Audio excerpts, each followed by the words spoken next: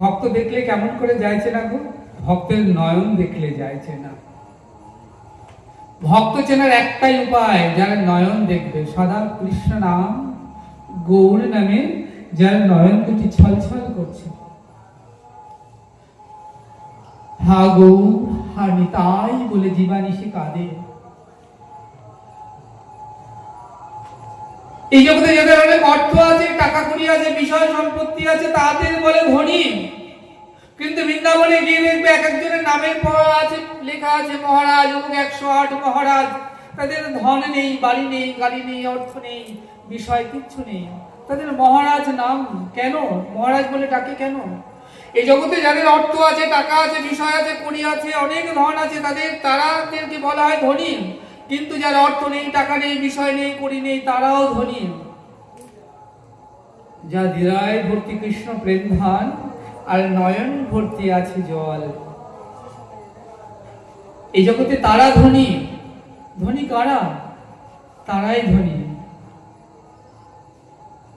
নবীন দল জল, জীবন টলমল, জীবন যেন পদ্ম পত্রের নিজ। আমাদের জীবনটা সদা সর্বদা ওই জলের মতো টলমল করছে, কখন যেন গড়িয়ে পড়ে যায়। তাই আজকে কেশব ভারতী থেকে সন্ন্যাস ধর্ম নিয়ে গৌর সুন্দর কেশব ভারতীকে যখন আলিঙ্গন দিলেন, অমনি অষ্টসাত্ত্বিক ভাবের বিকার হলো। গৌর সুন্দর বলছেন কোথাও কৃষ্ণ, কোথাও কৃষ্ণ বলতে বলতে ছুটে বেরিয়ে চলে যাচ্ছেন গৌর সুন্দর। পিছু পিছু নিত্যানন্দ ছুটে চললেন, মহাপুর আরামে ভাবাবিষ্ট হলেন, ছুটে চললেন। এইভাবে ছুটতে ছুটতে এক রারো দেশে 3 দিন গৌর সুন্দর করিলা ভ্রমণ। শেষে নিত্যানন্দ ছল করিয়ে গৌর সুন্দরকে নিয়ে এলেন শান্তিপুর অদ্বৈত আচার্যের গৃহে। গৌর সুন্দরের যখন ভাব কেটে গেল, বললেন একই শ্রীপাদ। সন্ন্যাস ধর্ম গ্রহণের পর গৌর সুন্দর নিত্যানন্দকে নিতাই বলে ডাকতেন না, শ্রীপাদ বলে ডাকতেন। বলেন একই শ্রীপাদ, আমি যাবো বৃন্দাবনে, তুমি আমায় শিবা সম্মানে নিয়ে এলে যে। চরণ ধরে নিত্যানন্দ করে অনুনয়, প্রভু তুমি যাহা রহ, সেই তো বৃন্দাবন হয়। এই গৌর সুন্দর, তুমি যথা যখন যেখানে যে অবস্থায় থাকো, সেটাই বৃন্দাবন। যেখানে হয় নামের গুণগুণ, সেই তো বৃন্দাবন। আজ এখানে নাম চলছে, প্রভুর কথা চলছে, আজ এটা বৃন্দাবন ধামে পরিণত হয়ে গিয়েছে। দেহধারী জীব যেমন কর্ম না করে এক মুহূর্ত থাকতে পারে না, লীলাধারী ভগবান তিনি লীলা না করে থাকতে পারেন না। আর যেখানে তার লীলা কথা, তার কথা হয়, সেখানে তিনি না এসে পারেন না, সেখানে তিনি অবশ্যই ছুটে আসেন, শাস্ত্র সিদ্ধান্ত করছেন। তাহলে এখানে আজ গৌর সুন্দর এসেছেন, আমার গোবিন্দ এসেছেন, প্রেময় রাধারানী এসেছেন, কারণ এখানে হরিকথার আসর বসেছে, হরিকথার বাজার বসেছে, এত সাধুর বাজার বসেছে। তুমি যদি কিছু কেনাকাটা করতে চাও, কোথায় যাবে? বাজারে যেতে হবে, তো হাটে যেতে হবে। তাহলে সাধুর বাজার কোথায়? এই দেখো না, সাধুর বাজার লেগে গেছে, হাট লেগে গেছে। যে যা পারো, যত পারো নিয়ে নাও, কিনে নাও, তার জীবন ধন্য হবে। তাই আজকে চন্দ্রশেখর আচার্য বললেন, তিনি একটি পালকি নিয়ে বললেন যাও। রাতের আধারে গৌর সুন্দর নবদ্বীপ ছেড়েছেন, সন্ন্যাস ধর্ম গ্রহণ করেছেন।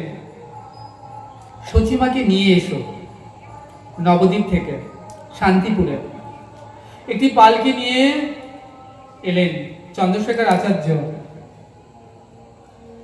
সচিমা পালকিতে উঠে বসেছেন, কারণ রাতের আধারে তার প্রাণের নিমাই নবদ্বীপ ছেড়ে, নবদ্বীপবাসীকে কাঁদিয়ে, সুরধনী গঙ্গাকে কাঁদিয়ে, সচিমাকে কাঁদিয়ে, বধূমাতা বিষ্ণুপ্রিয়াকে কাঁদিয়ে চলে গিয়েছেন সংসার ছেড়ে, সন্ন্যাস ধর্ম গ্রহণ করে।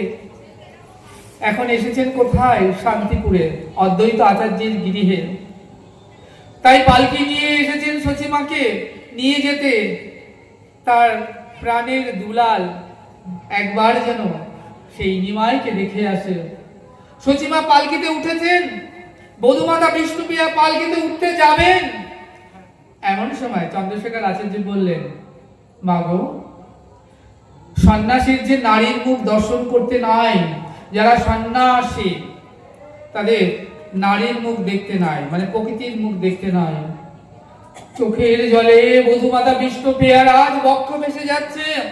সচিমা বললেন, যেখানে বধূমাতা বিষ্ণুপ্রিয়ার গৌর দর্শনের অনুমতি এলো না, সেখানে তার মাও যাবে না। বিষ্ণুপ্রিয়া বললেন, মাগো, তুমি যাবে না কেন? তুমি যাও, আমার জন্য দুঃখ করো না। আমার জন্য দুঃখ কিসের? জীবনটাই যার দুঃখে গড়া, দুঃখ যার মাথার ভূষণ, তার আবার দুঃখ কিসের? মা, তুমি কেন যাবে না গৌর দর্শনে? তুমি যাও। অনেক বুঝিয়ে সুঝিয়ে বধূমাতা বিষ্ণুপ্রিয়া সচিমাকে পাঠালেন শান্তিপুরে। আপনারা জানেন, সেই রাত্রে সমস্ত নবদ্বীপ থেকে নবদ্বীপবাসী ভেঙে গিয়েছিলেন শান্তিপুরে গৌর দর্শন করবার জন্য। কিন্তু এক বধূমাতা বিষ্ণুপ্রিয়া হাতে লাঠি নিয়ে নবদ্বীপ পাহারা দিয়েছিলেন। চোখের জলে বক্ষ ভেসে যাচ্ছে, ওগো গৌর হরি, একবার বলে যাও,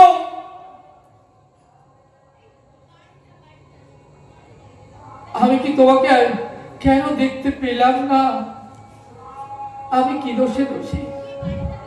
সমগ্র নবদ্বীপবাসী ভেঙে গেল তোমাকে দর্শন করতে, আমার গৌর দর্শনের অনুমতি এলো না। কাঁদছেন চোখের জলে, বক্ষ ভেসে মাটি ভিজে যাচ্ছে। আপনারা জানেন,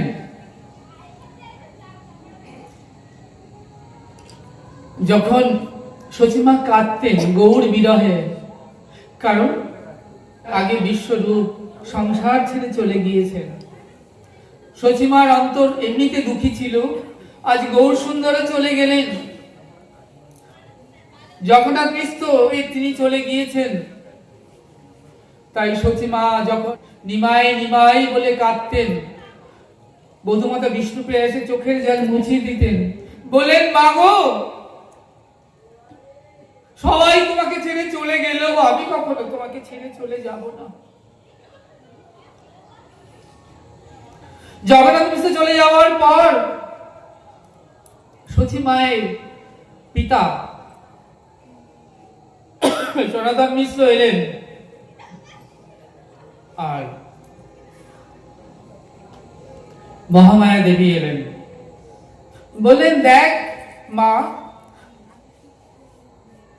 যেখানে গৌরী নেই, চলে গিয়েছে সন্ন্যাস ধর্ম গ্রহণ করে, সেখানে সংসারে কিসের জন্য পড়ে থাকা? আমাদের সঙ্গে চল, ফিরে চল। পিতা, আমাকে এমন নিষ্ঠুর হতে বলো না। যা সোনার মতো দুটি ছেলে সংসার ছেড়ে চলে গিয়েছে, শ্বশুর মশাই জগন্নাথ মিশ্র অপকট হয়েছেন, আজ যদি আমি তোমাদের সঙ্গে চলে যাই, তাহলে শাশুড়ি মা কে দেখবে? তুলসী তলায় কে সন্ধ্যা প্রদীপ দেখাবে? আমাকে আমার নিষ্ঠুর হতে বলো না তোমরা। পিতাকে ফিরিয়ে দিলেন, মাতাকেও ফিরিয়ে দিলেন। বধূমাতা বিষ্ণুপ্রিয়া যাননি। এর 1 বছর পর যখন সচিমাতা অপকট হলেন, চলে গেলেন, আবার এলেন শ্রী সনাতন মিশ্র, বললেন, এবার তো চল। বললেন, মা, আজ যদি আমি চলে যাই, তাহলে মন্দিরে সেবা পুজো কে করবে? জানো মা, যেদিন স্ত্রী হয়ে এই সংসারে এসেছিলাম, 7 পাকের বন্ধনে বাধা পড়েছিলাম, সেদিনে আমি এই সংসারের সঙ্গে আতপ্রতভাবে জড়িয়ে গিয়েছে আমার জীবনটা। আজ আমি মন্দিরে সেবা পুজো ছেড়ে, তুলসী তলায় প্রদীপ দেখানো এই সংসার ছেড়ে আমি কোথাও যেতে পারবো না। আমাকে তোমরা আমার নিষ্ঠুর হতে বলো না।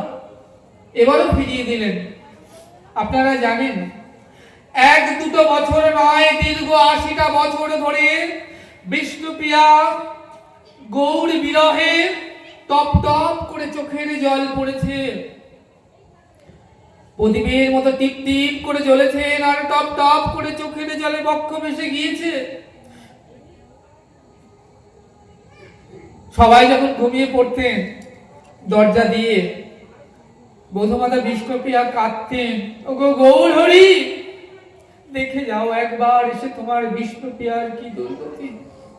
চোখের জলে বক্ষ ভেসে যেত।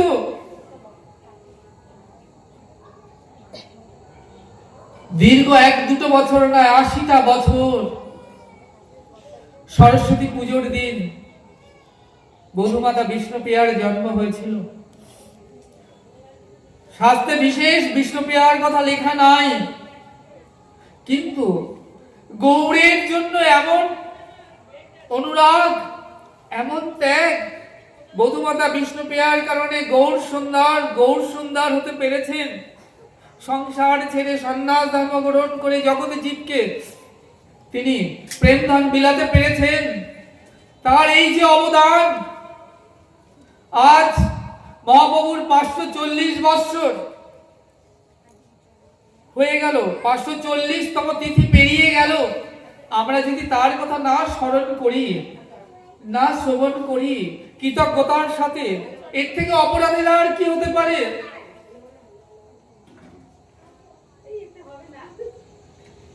মনে করুন একটি নীল পাখি আকাশে উড়ে চলেছে, তার এক ডানায় ভর করে গৌর হরি হা কৃষ্ণ বলে কাঁদছেন, অন্য ডানায় ভর করে বধূমাতা বিষ্ণুপ্রিয়া হা গৌর বলে কাঁদছেন, সচিমাতা নিমাই বলে কাঁদছে। পাখিটা উড়ে চলেছে ওই নীল দিগন্তে।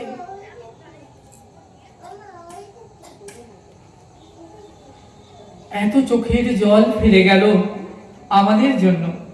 আমরা কি পেরেছি তার মূল্যায়ন করতে? আমরা কি পেরেছি? অন্তত না পারি তার কথা একটু শ্রবণ করতে পারি, তার লীলা কথা একটু শ্রবণ করতে পারি, যিনি এখানে বসে আছেন আমাদের হৃদয়ের অন্তরে। বধূমাতা বিষ্ণুপ্রিয়া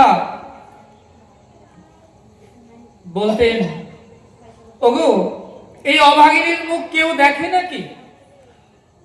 আমি যে গৌর পরিত্যাগিনী, তাই কালো কাপড়ে মুখ ঢেকে রাখতেন। শুধু চরণ যুগল দুটো ভক্তদেরকে দেখা দিতেন। যতবার হা গৌর বলে কাঁদতেন, হা গৌরাঙ্গ বলে ডাকতেন, ততটা ধান থেকে চাল ছাড়িয়ে রন্ধন করে ভোগ লাগিয়ে সেবা দিয়ে তবে সেবা পেতেন।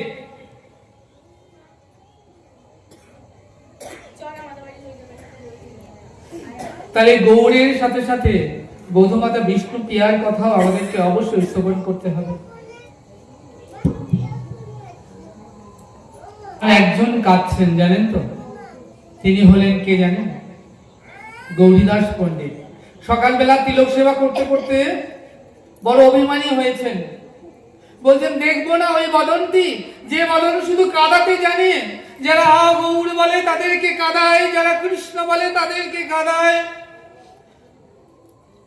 নবদ্বীপকে কাঁদিয়ে, সচিমাকে কাঁদিয়ে, সুরধনী গঙ্গাকে কাঁদিয়ে, সকলকে ভক্তদেরকে কাঁদিয়ে যে বদন কাঁদাতে জানে, আর দেখবো না সে বদন। বড় অভিমান করেছেন। কে?